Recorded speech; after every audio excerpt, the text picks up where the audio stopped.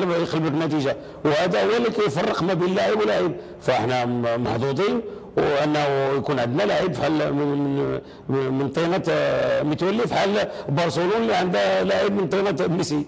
مقارنه زوينه غتعجب الرجاويين، ولكن بصراحه بكل صراحه السي محمد، راضي عن اداء عبد الاله حفيظي ومحسن ياجور في اللقاءات الاخيره؟ لا، كنظن ان يمكن نرجع لك لداك الشيء اللي حكيتي مع اكثر. يمكن كثره المقابلات ولا سيما حفيظي، لان من بعد ما رجع من ليكيب ناسيونال ما ارتاحش كثير، دخل مع الفريق الوطني، عاود جا ولعب مقابلات كثيره. يمكن الاداء ديالو بدا شيئا ما يتراجع، ولكن كيف ما كان الحال عندهم مؤهلات باش يعطي الكثير. ياسر ما محظوظش كثر،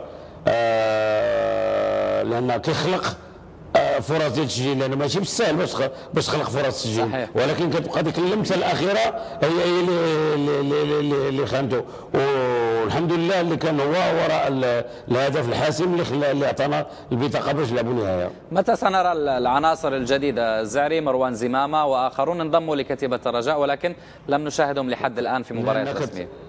ايه، لا نقصوا تعرف الفريق فيه 27 لاعب، فالوقت اللي غتجي الظروف غتكون ظروف ملائمه باش يمكن لك الا دخلتيه يعطي داكشي اللي كنتظر منه انا واللي كنتظر منه الجمهور، فكل حاجه بوقتها.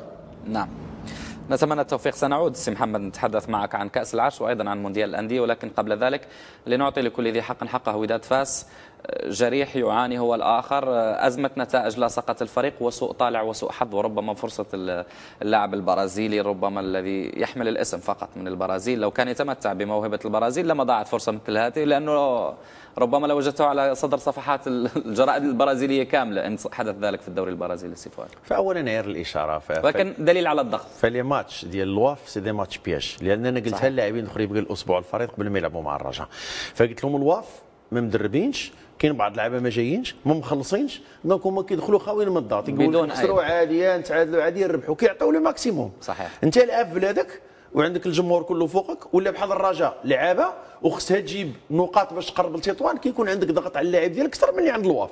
ولكن والله سي فؤاد للصراحه ملي كترجع لمساط الملعب، نعم، فهاد اللعابه كيلعبوا على خاطرهم الان، وكره جميله. اللعابه راه كاينه ديال الواف دي جوور اكسبيريمونتال اللي عندهم 10 12 15 دو فوتبول. صحيح، لان صحيح ما كاينش شكلات، ولكن ملي كتلقى لعابه هنايا بحال الدحماني، كتلقى لعابه هنايا بحال الرمش، كتلقى مجموعه من اللاعبين بلا ما نضيع الوقت في الاسماء اللي عندهم تجربه، وكتلقى زئبق اسمته الوادي كتعطيه كره كيدير لك اسلم ديال 2 3 جوار.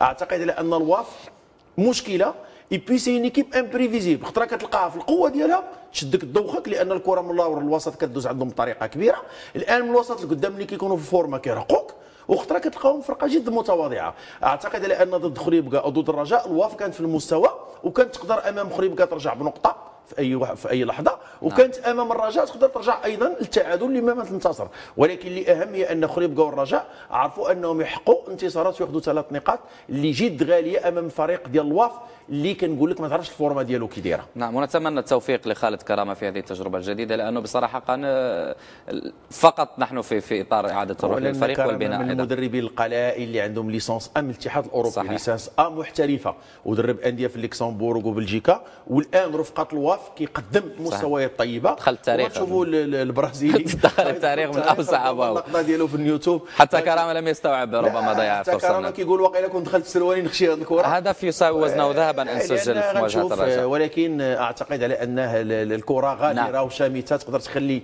فرصه صعبه، وتقدر فرصه اللي ما يتوقعش انك تسجلها من زاويه مغلقه وتسجلها. فهنيئا الرجاء اللي عرف ياخذ ال3 نقاط. حظ اوفر الواف اللي ملي كتشوفوا كي كيلعب كتقول حرام ان هذا الفريق يكون عنده 2 ديال النقاط، ولا ننسى وعنده اضعف نسبه هي ناقص 6، والدخول فيه 12 هدف في الدفاع، علما بان الفريق يؤدي مستويات طيبه. ولا ننسى بان هذا الفريق ايضا خرج من رحمه يوسف انور وعدد الولجي واخرون، ذهبوا لانديه كبيره جدا في البطوله الوطنيه. اذا نذكركم الان مشاهدينا بالنتائج المسجله في الدوره السابعه من البطوله الوطنيه الاحترافيه.